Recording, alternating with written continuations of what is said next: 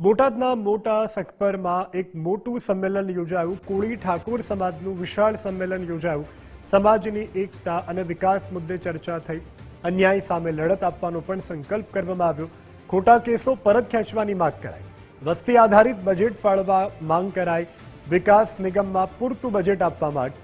પ્રવીણ કોળીએ દિલ્હી અધિવેશન પર ટીકા કરી। દિલ્હીનું અધિવેશન માત્ર નેતાગીરીનું હોવાનું પ્રવીણ કોળીના આરોપ। સમાજને જાગૃત થઈ અને એક થવા અપીલ। સંમેલનમાં મોટી સંખ્યામાં આગેવાનો ઉપસ્થિત રહ્યા। આગામી દિવસોમાં વધુ સંમેલનો યોજાશે તેવું આગેવાનોએ કહ્યું છે।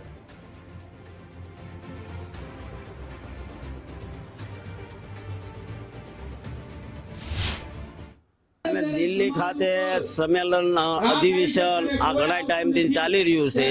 એ એમના નેતાના ઝઘડા છે। સમાજની કોઈ એમાં પ્રેટ નથી।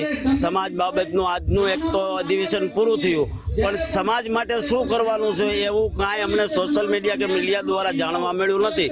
એટલે ખાલી ના ભેગા જે થયા હોય એ અધિવેશનને હું ખુલ્લું કહી શકું કે નેતાગીરી અધિવેશન હતું। કે સમસ્ત કોળી સમાજ, ઠાકોર સમાજ ગુજરાતની અંદર જે જુદા જુદા કેસ થયા છે, લાઠી, હળદર, સુરત, કોટડા, માંગરોળ, આ તમામ કેસો પાછા ખેંચવા માટેની વાત છે।